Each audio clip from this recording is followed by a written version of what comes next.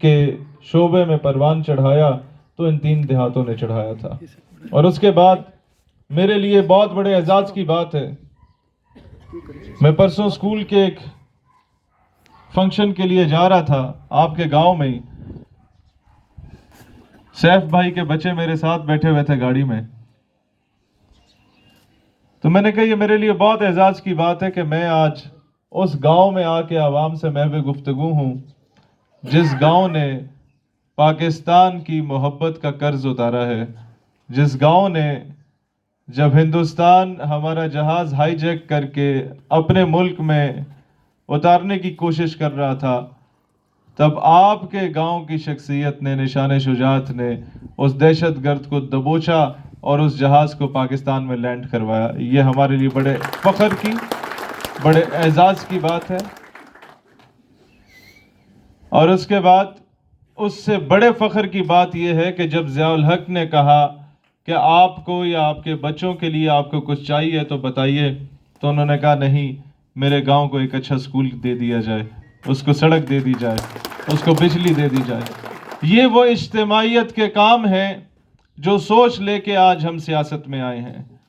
آپ میں سے کسی کا ذاتی اختلاف بھی ہو سکتا ہے اور معاملات ہو سکتے ہیں، لیکن ہم نے اجتماعیت پہ دیکھنا ہے اس وقت اس معاملے کو. میرے بزرگوں، مجھے فخر ہے کہ اس علاقے سے اگر کسی نے اس نشان شجاعت کے نقش قدم پہ چل کے وہ کام کیے ہیں تو الحمدللہ میں کہہ سکتا ہوں وہ کام میں نے کیے ہیں کہ جب 27 دن سے پارلیمنٹ کی ناک کے نیچے ایک بندہ اسرائیل کا جھنڈا لگا کے اور اس کا کیمپ لگا کے بیٹھا ہوا تھا، روزانہ 350 MNAs وہاں سے گزرتے تھے، روزانہ 350 400 MPs وہاں آ کے پیشیاں لگاتے تھے، روزانہ وہاں سے منسٹرز، وزیر، مشیر، صدر مملکت اور وزراء اعظم گزرا کرتا تھا. اس کے باوجود آفیسرز گزرتے تھے، کسی میں ہمت نہیں ہوئی کہ اسرائیل جیسی ناجائز ریاست کا کیمپ کھاڑے یا اس کو جا کے کچھ کرے. تو آپ کے اس دیہات سے، آپ کی اس سرزمین سے میں اٹھا اور جا کے 27ویں دن اس کو 2 لتر مارے، پھر جھنڈا پھاڑا اور دنیا کو بتایا کہ پاکستان مسئلہ فلسطین پہ کبھی سمجھوتا نہیں کر سکتا. میرے بزرگوں، میرے بھائیوں، میں آپ کے سامنے آج کھل کے ساری باتیں کرنا چاہتا ہوں. آپ میں سے کئی یہ باتیں سن چکے ہوں گے پہلے. آج کی یہ میٹنگ جو ہے، اسے جس طرح فوجی زبان میں کہا جاتا ہے کہ یہ کوارڈ کانفرنس ہے، یہ جلسہ عام نہیں ہے.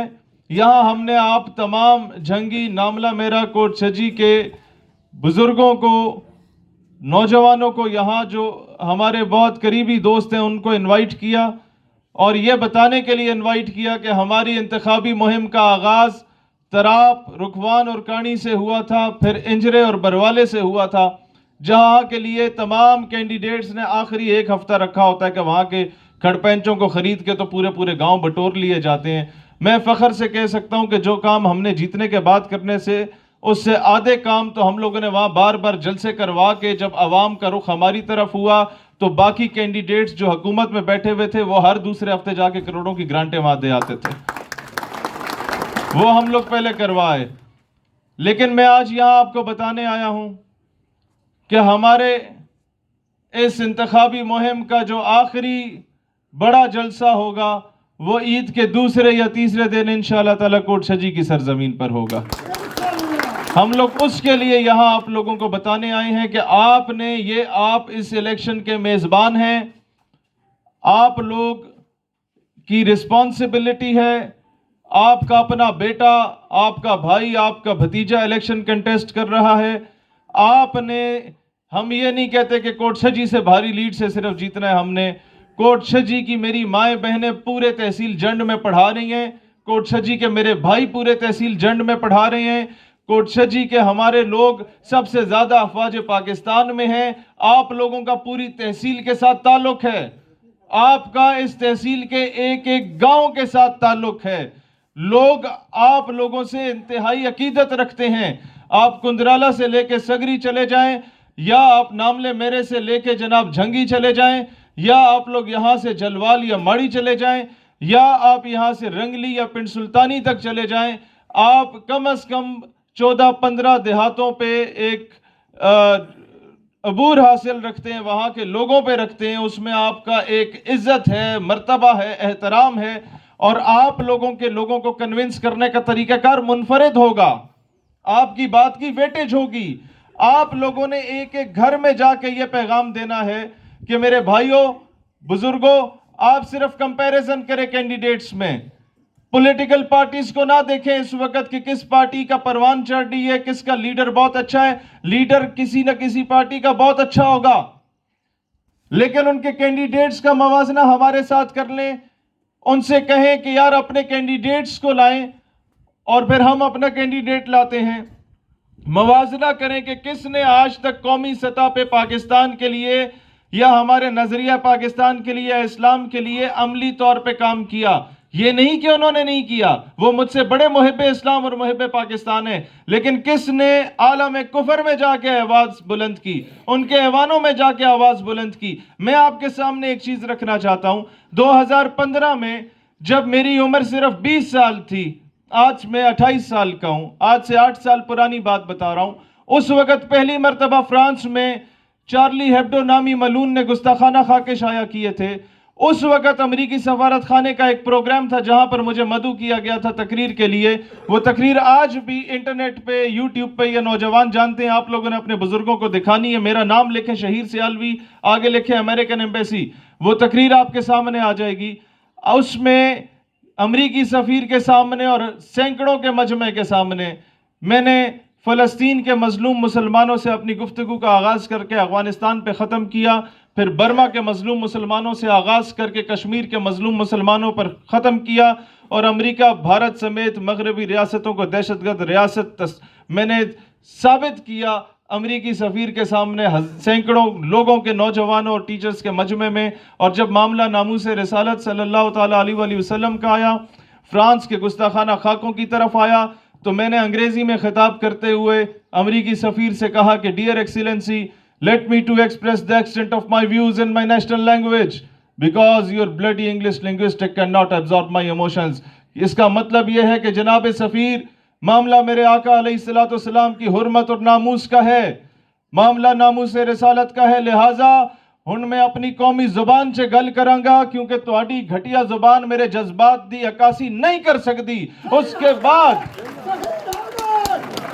کے بعد میں نے یہ شعر کہے کہ ہم نے ہر دور میں تقدیس رسالت کے لیے وقت کی تند ہواؤں سے بغاوت کی ہے، چھوڑ کر سلسلہ سیاست کا فسوں فقط ایک نام محمد سے محبت کی ہے، صلی اللہ تعالیٰ علیہ وآلہ وسلم۔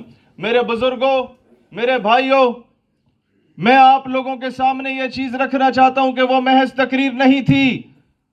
اس وقت میں یونیورسٹی کا طالب علم تھا اور یونیورسٹی کی جانب سے بھیجا گیا تھا، میری ڈگری بھی ضائع ہو سکتی تھی، اور وہ یونیورسٹی پاکستان آرمی سے ایفیلیٹڈ تھی، army public college of science and technology, app comes تھا وہ، جو یو ای ڈی ٹیکسلا سے ایفیلیٹڈ تھا۔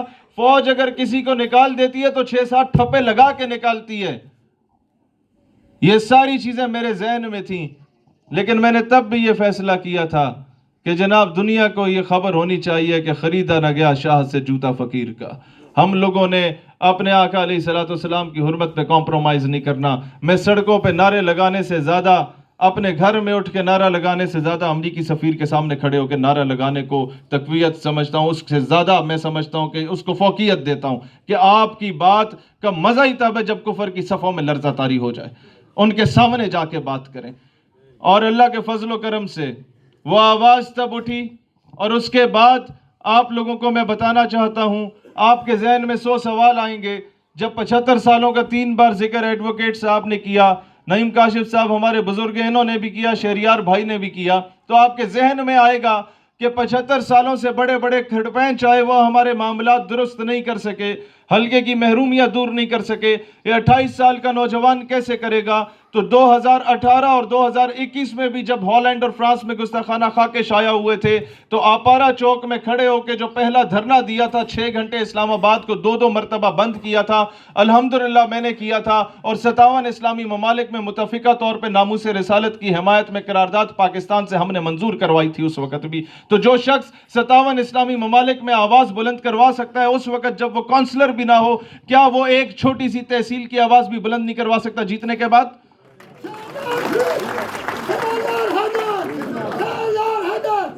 میرے بزرگوں, میرے بھائیوں, نوجوانوں, اس کے بعد آپ کے سامنے رکھتا ہوں, مجھے بتا دیجئے کہ حلقے کے تمام کینڈیڈیٹس ہمارے لیے قابل احترام ہیں.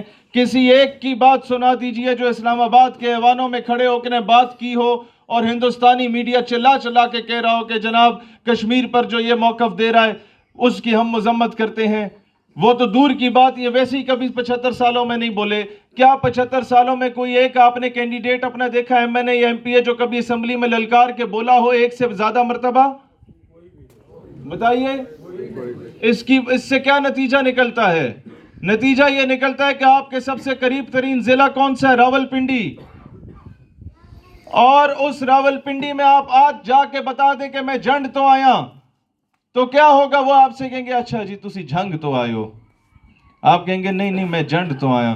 تو وہ کہیں گے او کتھے؟ تسی کہو گے تسی کوہاٹ ونجو آنا تے فتح جنگ تو اگے لگو گے تے اگے جا کے قصبہ آتا ہے انہوں جھنڈ آکھ دینے. دسو میں غلط کہہ رہا ہیں یا صحیح کہہ رہے ہیں؟ تو اڈا سب تو قریب ترین ضلع راولپنڈی بھی تو نہیں جانتا کیونکہ تو اڈا اجے تک کوئی دلیر نمائندہ اسمبلی چ پہنچیا ہی نہیں ہے. تے پنجاب دے نکڑ تے ایک ضلع آندا ہے مظفر گڑھ جس دا نا ہر بندہ جانتا ہے کیونکہ اتھوں ایک غریب دا پتر, دیہڑی دار دا پتر, لیکن دلیر تے غیرت مند آدمی اٹھیا سی جہدا نا جمشید دستی سی. اس وجہ تو ساری دنیا مظفر گڑھ نو جاندی ہے. نمائندہ دلیر ہونا چاہیے. میں تساں صرف ایک گل دساں, جنرل حمید گل سابق ڈی جی ISI سن, انہاں دا بیٹا مشال حسین ملک جیڑی یاسین ملک حریت رہنما انہاں دی وائف سی. تیسرا حمزہ علی عباسی ایک ڈرامہ آرٹسٹ سی. چوتھا جیڑا بندہ سی بزرگوں بھائیوں او lord Nazir Ahmed British parliamentarian سی, بیسیکلی کشمیری آیا. 2016 یا 15 چہی کشمیر تے ایک سیمینار ہویا سی اسلام آباد وچ, اس وچ اے سارے سن تے پنجواں